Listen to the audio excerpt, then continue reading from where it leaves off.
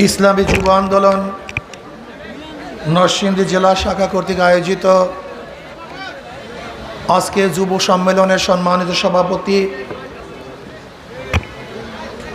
এদেশের সেরেতাজ সম্মানিত ওলামায়ে কেরাম, সর্বস্তরের ইসলাম প্রিয় দেশপ্রেমী ভাইয়েরা আমার, সর্বপ্রথম আমার মর্মাহত দুঃখিত আজকে ঢাকা মাইলস্টন স্কুলে যেই দুর্ঘটনা হয়েছে, আমাদের বাংলাদেশের অনেক সন্তান আজকে দুনিয়ার থেকে বিদায় হয়ে গেছেন। আমি তাদের রুহের মাগফিরাত কামনা করছি। আমরা ব্যথিত, মর্মাহত, দুঃখিত। আল্লাহ পাক রব্বুল আলামিন তাদের জিন্দেগির সমস্ত গুনাহ খাতা মাফ করে দেন এবং যারা নিহত হয়েছে আল্লাহ পাক যেন তাদের পরিবার পরিজনকে, বাপ মাকে ধৈর্য ধারণ করার তৌফিক দান করেন। এবং আল্লাহর কাছে দোয়া করি এরকম বাংলাদেশে যেন কোনো দুর্ঘটনা না ঘটে, এই জন্য আল্লাহর কাছে দোয়া করতেছি। ইসলামী আন্দোলন বাংলাদেশ কি চায়, তাদের বক্তব্যটা কি? এদেশ মানুষ জুলাই আগস্টে কেন জীবন দিয়েছিল? এই দেশ কেন ভারত থেকে আলাদা হয়েছিল? পাকিস্তান থেকে ভাগ হয়ে আমরা কেন বাংলাদেশ করেছিলাম? এই বক্তব্যগুলো আমাদের কাছে স্পষ্ট হওয়া চাই, সবাই জানা উচিত। আপনারা জানেন ব্রিটিশদের বিরুদ্ধে বাংলাদেশ, গোটা ইন্ডিয়ার সমস্ত মানুষ একত্রিত হয়ে ব্রিটিশদের বিরুদ্ধে আন্দোলন করেছিল, সংগ্রাম করেছিল। ব্রিটিশ হটাও আন্দোলনে যেই পরিমাণ মানুষ মারা গেছে, এর মধ্যে অধিকাংশ মানুষ ছিল মুসলমান। আপনারা জানেন ইন্ডিয়ান গেটের মধ্যে ব্রিটিশ হটাও আন্দোলনে যারা নিহত হয়েছে তাদের লিস্টি করা আছে। সেই 93,000 মানুষের মধ্যে 63,000-এর উপরে মুসলমান ছিল।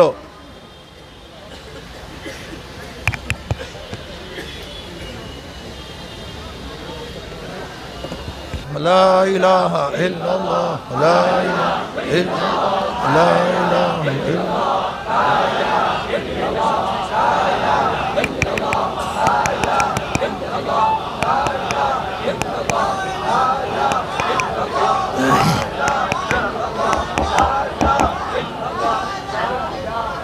আপনারা জানেন 63,000-এর উপরে মানুষ যারা জীবন দিয়েছে তারা মুসলমান ছিল।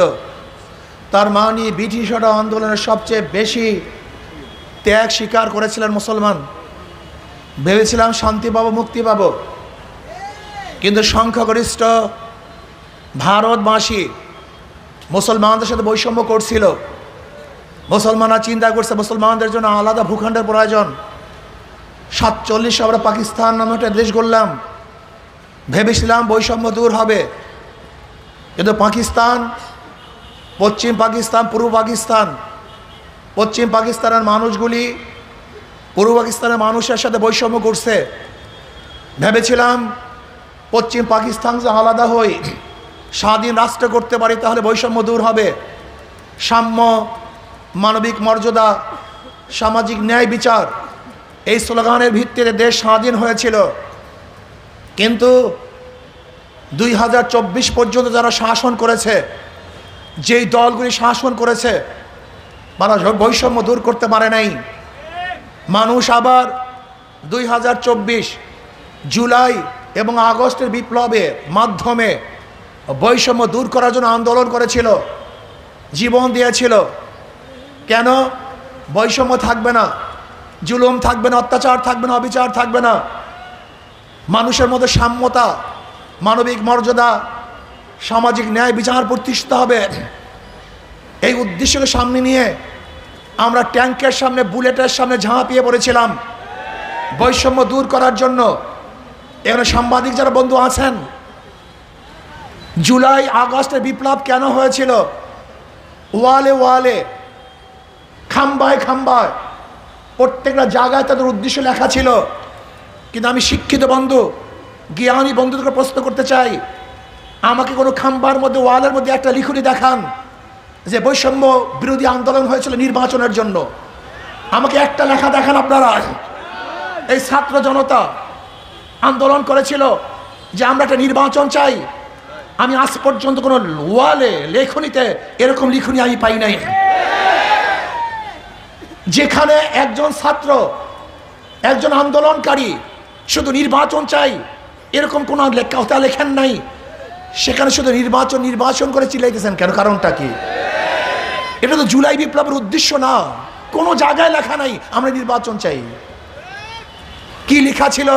সাম্যতা চাই, মানবিক মর্যাদা চাই, মানুষের অধিকারকে প্রতিষ্ঠিত করতে চাই, ন্যায় বিচার প্রতিষ্ঠিত করতে চাই, জুলুম থাকবে না, অত্যাচার থাকবে না, যেখানে থাকবে না ধর্ষণ, স্বামীকে বেঁধে রেখে তার স্ত্রীকে ধর্ষণ করা হবে না, চাঁদা না দেওয়ার কারণে মায়ের থেকে যুবককে তুলে এনে হত্যা করা হবে না, গণভাবে ছাত্ররা আমার কোনো বোনকে আর ধর্ষণ করবে না, চাঁদা দেওয়ার জন্য, চাঁদা না দেওয়ার জন্য বাংলাদেশের বুকে কোনো মানুষকে পাথর মেরে হত্যা করবে, এর জন্য বাংলাদেশ মানুষ আন্দোলন করে নাই।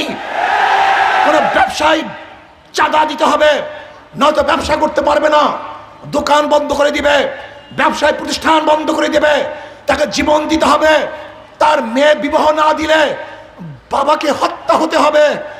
এর জন্য বাংলাদেশের মানুষ জীবন দেয় নাই। আপনারা দেখেছেন বগুড়ার মধ্যে বাবা রাজি হয় নাই তার মেয়েকে বিবাহ দেওয়ার জন্য, এর জন্য বাবাকে হত্যা করা হয়েছে। এর জন্য বাংলাদেশের মানুষ জীবন দেয় নাই। আজকে কি দেখেছি? যারা ভবিষ্যতে ক্ষমতায় যাওয়ার চিন্তা করতেছে সব জায়গায় চাঁদাবাজি, জুলুম, অত্যাচার, অবিচার। ন্যায় বিচার প্রতিষ্ঠিত করার জন্য আন্দোলন করেছিলাম, কিন্তু কোনো আদালত ন্যায় বিচার করতে পারছে না। আপনি গিয়ে দেখেন এই নরসিংদী আদালতের অবস্থাটা কি, কোর্টের অবস্থাটা কি। সেখানে একদল মানুষ গিয়ে চাপ প্রয়োগ করে অমুকের ব্যাপারে কোনো উকিল দাঁড়াতে পারবে না, এমনকি বিচারককে প্রেশার ক্রিয়েট করে অমুকের পক্ষে রায় দিতে হবে। যদি এখনো বিচারালয় স্বাধীন না থাকে তাহলে এই আন্দোলন সাকসেস হয় নাই, যুদ্ধ শেষ হয়ে যায় নাই। আবারও যুদ্ধ করতে হবে, আবারও সংগ্রাম করতে হবে, আবারও মাঠে নামতে হবে। জুলুম, অত্যাচার, অবিচার, খুন, ধর্ষণকে বন্ধ করতে হবে, মানুষের অধিকারকে ফিরিয়ে দিতে হবে। আমি গরিব বাবাদেরকে বলবো, হে আমার গরিব বন্ধুরা, হে আমার গরিব সাথীরা, আপনারা কেন ইসলামকে পছন্দ করেন না? কারণটা কি? ইসলাম তো আসছে গরিবদের শান্তির জন্য, ইসলাম তো আসছে গরিবদের মুক্তির জন্য, ইসলাম তো আসছে গরিবদের অধিকারকে প্রতিষ্ঠিত করার জন্য। আপনারা কি জানেন না নবী আলাইহিস সালাতু কি দোয়া করেছিলেন? হে আল্লাহ, আমাকে গরিবের সাথে রাখিও, গরিবের সাথে মৃত্যু দিও, গরিবের সাথে হাসর করিও। আমার নবী গরিব ছিলেন, তার নীতি আদর্শ গরিবের মুক্তির জন্য, গরিবের শান্তির জন্য। আজকে কপাল পোড়া গরিবরা তার ইসলামকে পছন্দ করে না। এমনকি অনেকেই মনে করি ইসলাম যদি ক্ষমতা আসে আমার এই অসুবিধা, এই অসুবিধা, এই অসুবিধা। আসলে ইসলাম ক্ষমতা আসলে তোমার কোনো অসুবিধাই থাকবে না, শুধু সুবিধা, সুবিধা, সুবিধা, সুবিধা। তোমাকে ভুল মেসেজ দেওয়া হয়েছে। তুমি কি ভেবেছ ইসলাম মানি বিশাল পাথর, বিশাল ওজন, বিশাল সমস্যা? না, ইসলাম মানি হালকা, ইসলাম মানি সুবিধা, ইসলাম মানি শান্তি। এক গাজাওয়ালা আমাকে প্রশ্ন করেছে, হুজুর ইসলাম ক্ষমতায় আসে আমার গাজার অবস্থাটা কি হবে? ব্যক্তি গাঁজা সেবী। আমি বললাম, বাবা তুমি কি মসজিদে গিয়ে গাঁজা সেবন করতে পারো? বলে না। আমি বলি কেন? বলে পরিবেশ নেই। আমি বলি ইসলাম ক্ষমতা আসলে গোটা বাংলাদেশটা এমন পরিবেশ হবে যেখানে তুমি নিজেই গাঁজা সেবন করবে না। আপনাদের বিশ্বাস হয় নাই? আপনারা বলেন তো এখানে যারা আছেন এর মধ্যে কি একজনও ধূমপান করেন? এরকম লোক নাই? এখন খান না কেন? বিড়ি পান করেন না কেন? কথা বলেন। নিষেধ করেছি, বাধা দিয়েছি, কেন খাচ্ছেন না? আপনি কেন বুঝেন না? আমার অনেক দাড়ি কামানো বাবা, তারা মনে করে ইসলাম ক্ষমতা আসলে আমাকে দাড়ি রাখতে হবে, ইসলাম ক্ষমতা আসলে টুপি পরাতে হবে, ইসলাম ক্ষমতা আসলে লম্বা জামা গায়ে দিতে হবে, নয়তো আমার উপায় নেই। আচ্ছা বলেন তো, আপনি দাড়ি ছাড়া, টুপি ছাড়া, সুন্নতি জামা ছাড়া যখন মসজিদে যান, মসজিদ থেকে আপনি বের করে দেয়? মসজিদের চেয়ে উত্তম জায়গা কোথায় আছে? সবচেয়ে পবিত্র জায়গা মসজিদ, সেখান থেকে আপনাকে বের করে নাই, আর কোটা বাংলাদেশ থেকে আপনাকে বের করে দিবে? এই নেগেটিভ ধারণা আপনার মধ্যে কে দিয়েছে? অনেকে আবার বলে ইসলাম ক্ষমতা আসলে মহিলারা চাকরি করতে পারবে না, মানে ইসলাম ক্ষমতা আসলে আমার একজন মা বোন না খেয়ে থাকবে না, ইসলাম ক্ষমতা আসলে একজন বিধবা না খেয়ে থাকবে না, একজন এতিম না খেয়ে থাকবে না। আবার যারা চোর, তারা আবার ইসলাম ক্ষমতা আসলে আমার চুরির অবস্থা কি হবে? তোমাকে চুরি করার প্রয়োজনই হবে না, তোমার কাছে টাকা বুঝে যাবে, তুমি চুরি করবা কেন? তোমার টাকাই তো অভাব থাকবে না। ঘুষখোররা মনে করে ইসলাম ক্ষমতা আসলে আমার ঘুষের অবস্থার কি হবে? তোমার মনই চাইবে না আমি ঘুষ খাই, সমস্যা কি তোমার? যারা মদ পান করে তারা মনে করে আমার মদের অবস্থাটা কি হবে? না, তোমাকে এমন পরিবেশ দেওয়া হবে যেখানে মদের উপর তোমার ঘৃণা সৃষ্টি হবে, তুমি মদ পান করবা না। আপনি কি জানেন পরিবেশে মানুষ খারাপ হয়, পরিবেশেই মানুষ ভালো হয়? আজকে পরিকল্পিত ভাবে এই দেশটা কেমন খারাপ পরিবেশ বানিয়ে ফেলেছে, এখানে ফেরেশতারাও আজাজিল হয়ে যায়। আমি বারবার বলি ওই দলগুলি, এই আওয়ামী লীগ, বিএনপি এমন একটা দল, ওখানে যদি ফেরেশতাও ঢুকে বের হবে আজাজিল হয়ে। বিশ্বাস হয় না? ভালো মানুষ ঢুকবে, খুনি হয়ে বের হবে। আপনাদের ধারণা কি বুয়েটের ফাহাদকে কারা হত্যা করেছিল? কারা হত্যা করেছিল? বাংলাদেশের সবচেয়ে ক্লিন পার্সন সন্তান, যারা সবচেয়ে মেধাবী, ওরা ছিল খুব ভালো ফেরেশতাতুল্য সন্তান, কিন্তু দলগুলি করার কারণে ওরা ফেরেশতা ছিল না, ওরা খুনি হয়ে গেছে। আমি মনে করি এটা এমন একটা ইঞ্জিন, এমন একটা ফ্যাক্টরি যেখানে ভালো মানুষ ঢুকবে, খারাপ হয়ে বের হবে। আর ইসলাম এমন একটা ফ্যাক্টরি, এখানে হাজারো খারাপ মানুষ ঢুকবে, ভালো হয়ে বের হবে। আজকে আমাদের সন্তানদের মুখের মধ্যে গাঁজা, এই গাঁজার টাকা কারা দেয়? আজকে আমাদের সন্তানদের, মুসলমান বাংলাদেশের সন্তানদের মুখের মধ্যে ইয়াবা। জানে না ইয়াবা কোথার থেকে আসে? আপনারা দেখেছেন স্বরাষ্ট্র উপদেষ্টা বলেছেন ফেন্সিডিল তৈরি করে পাশের কান্ট্রি, ওরা খায় না, সব আমাদের দেশে পাচার করে, আমাদের সমস্ত সন্তানকে হত্যা করার জন্য, ধ্বংস করার জন্য। এত মাদক কেন? এত গাঁজা কেন? এত নেশা কেন? আপনারা জানেন যে এই জাতি নেশাগ্রস্ত হয়ে যায়, সেই জাতিটার মুক্তি নাই, কল্যাণ নাই, অবশ্যই ধ্বংস হবে। পরিকল্পিতভাবে ওদের পিছনে নামাবার জন্য আজকে আমাদের সন্তানকে নেশা ধারণা হচ্ছে। যারা ক্ষমতায় যেতে চান, একটা যৌক্তিক কথা উপস্থাপন করেন, আপনাদের ভোট দিবে কেন? একটা যৌক্তিক কথা উপস্থাপন করেন, দলিল দেন। আপনারা কি বলে মানুষের কাছে যাবেন ভোট চাওয়ার জন্য? আমাকে বলুন তো। বলতে পারেন জিয়াউর রহমান সাহেব এইটা ছিলেন, সেইটা ছিলেন, সেইটা ছিলেন। হ্যাঁ, 91-তে জিয়াউর রহমান সাহেব ভালো ছিলেন বিদায়ী আপনাকে ক্ষমতায় নিয়েছিল, কিন্তু 96 পর্যন্ত থাকতে পারেন নাই কেন? আবারও দ্বিতীয়বার আপনাদের পরীক্ষা করছে, 2001-এও আপনাদের ক্ষমতায় নিয়েছিল জিয়াউর রহমান সাহেবের ভালোর কারণে, কিন্তু এরপর আসতে পারেন নাই কেন? তার মানে জিয়াউর রহমান সাহেব ভালো ছিলেন, এর জন্য মানুষ আপনাদেরকে ভোট দিয়েছে, কিন্তু পরীক্ষায় পাস করতে পারেননি, বারবার ফেল করেছেন। এ রাষ্ট্রকে দুর্নীতিতে 3বার চ্যাম্পিয়নশিপ করেছেন, হ্যাট্রিক করেছেন আপনার আমলে। এদেশের খুন ধর্ষণ বেড়ে গিয়েছিল। র্যাব কাদের আমলে জানেন আপনারা? বিএনপির আমলে। কেন করেছিল? সন্ত্রাস বেড়ে যাওয়ার কারণে। এই র্যাবের কাছে সবচেয়ে বেশি ক্রস ফায়ারে মারা গেছে বিএনপির লোকজন। আজকে ক্ষমতা আসতে পারে নাই, রাগ করেন কেন? ফখরুল সাহেব বলেছেন র্যাম্বো ন্যাশন করবেন। ফখরুল সাহেব 2 দিন আগে বক্তব্য দিয়েছে দেশকে র্যাম্বো ন্যাশন করবেন। র্যাম্বো ন্যাশন তো বুঝেন, রং ধনু জাতি, যেরকম রং ধনুর বিভিন্ন রং থাকে কিন্তু একসাথে থাকে। ফখরুল সাহেব বক্তব্য দিয়েছেন র্যাম্বো ন্যাশন জাতি করবেন, যেখানে বিভিন্ন আদর্শের, বিভিন্ন মতের, বিভিন্ন চরিত্র মানুষ থাকবে, সবাইকে নিয়ে রাষ্ট্র গঠন করতে চান। আপনি বলবেন র্যাম্বো ন্যাশন করবেন, আর বিরোধী দলের মুখের মধ্যে, গলার মধ্যে টিপবেন, চাপ দিবেন, হত্যা করবেন, খুন করবেন, কেস দিবেন, তাদেরকে হত্যা করবেন। না, এটা র্যাম্বো ন্যাশন হয় না, এটা জুলুমবাজ হয়, এক নাকান্দা হয়, এটা বাকশাল হয়। একদিকে র্যাম্বো ন্যাশনের স্লোগান দিবেন, অন্য দলের বিরোধী দলকে সহ্যই করতে পারবেন না। আপনারা বারবার বলেন যে আমরা না থাকলে, গণতন্ত্র না থাকলে, এইটা না থাকলে, সেইটা না থাকলে, বিএনপি আওয়ামী লীগ না থাকলে ক্ষমতায় কারা আসবে? 92% মুসলমানদের দেশে ইসলাম আসবে?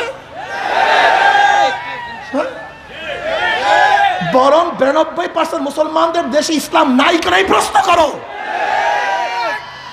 92% মুসলমানদের দেশে ইসলাম নাই কেন? পরিকল্পিতভাবে নেগেটিভ আমাদের ব্যাপারে ইসলাম ফোবিয়া সৃষ্টি করেছে। ইসলাম আসলে এইটা হবে, সেইটা হবে, অমুকে থাকতে পারবে না, তমুকে থাকতে পারবে না। না, এইবার গোটা জাতি জাগ্রত হয়েছে, ইসলামের কল্যাণ সম্পর্কে তারা জানে। এই যে শওকত সাহেব, এই যে আমাদের ইঞ্জিনিয়ার সাহেব, আমাদের এখানে যারা বদরুল সাহেব যারা আছেন, এদের মতো এই শওকত সাহেব হুজুর, এই যে দাঁড়ান, আপনি ইঞ্জিনিয়ার সাহেব দাঁড়ান, এখানে প্রার্থীরা দাঁড়াও, দাঁড়ানোর সামনে দাঁড়ান। এই যে দেখেন এই লোকগুলি কারা? এদের মধ্যে খুনে, হাতের মধ্যে খুনের রক্ত আছে কোনো? আমাকে বলুন। এরা চুরি করছে, ডাকাতি করছে, মদ পান করছে, এরা সিগারেট খায়, এরা ঘুষ খায়, জুলুম করে, অত্যাচার করে। এদের মাধ্যমে দেশ দুর্নীতি মুক্ত হতে পারে। 2 নম্বর জমিতে 1 নম্বর ফসল হয় না, 2 নম্বর উস্তাদের কাছে 1 নম্বর ছাত্র হয় না, 2 নম্বর নেতার কাছে দেশ কোনোদিন 1 নম্বর হতে পারে না। 1000 বার নেতা পরিবর্তন করবেন, দল পরিবর্তন করবেন, কিন্তু শান্তি আসবে না। আমি বারবার বলেছি, ওদেরকে বারবার পরীক্ষা করেছেন, বারবার ফেল করছে। আমি অনুরোধ করব, একটা বার ইসলামকে পরীক্ষা করুন, একটা বার ইসলামকে পরীক্ষা করুন, একটা বার হাত পাকে পরীক্ষা করুন। যদি আমরা ফেল করি তাহলে পরীক্ষার হলেই আর ঢুকবো না, পরীক্ষা দেওয়ার জন্যই আসবো না। শুধু একটা বার পরীক্ষা দেওয়ার জন্য সবাই রাজি আছেন তো? ইনশাআল্লাহ জনগণ পরীক্ষা নেন, আমরা পরীক্ষা দেব ইনশাআল্লাহ। যদি আপনারা পাস করান তাহলে ইনশাআল্লাহ আগামীতে জুলুম মুক্ত, শোষণ মুক্ত, চুরি মুক্ত, ডাকাতি মুক্ত, ধর্ষণ মুক্ত, সাম্য, মানবিক মর্যাদা, সামাজিক ন্যায় বিচার প্রতিষ্ঠিত হবে। এরকম রাষ্ট্র হবে যেখানে মুসলমান, হিন্দু, বৌদ্ধ, খ্রিস্টান, ঋষি, চামার, মজদুর, কুলি, গরিব, দুঃখী সমস্ত মানুষ একত্রিত হয়ে আমরা ঐক্যবদ্ধভাবে রাষ্ট্রকে করবো ইনশাআল্লাহ। আছেন তো সবাই ইনশাআল্লাহ? সব মার্কা দেখা শেষ, সব মার্কা দেখা শেষ। শোনেন, খুব ভালো মতো বুঝবেন, বোঝার চেষ্টা করবেন।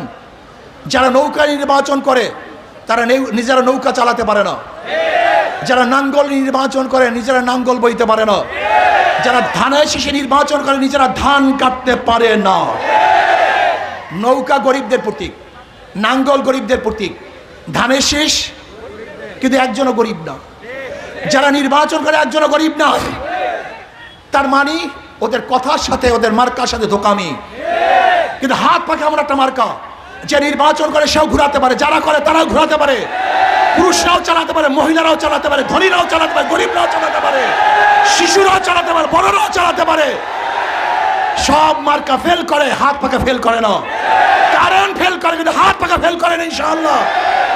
হাত পাকা মুসলমানকেও শান্তি দেয়, হিন্দুকেও শান্তি দেয়, খ্রিস্টানকেও শান্তি দেয়, পুরুষকেও শান্তি দেয়, মহিলাকেও শান্তি দেয়।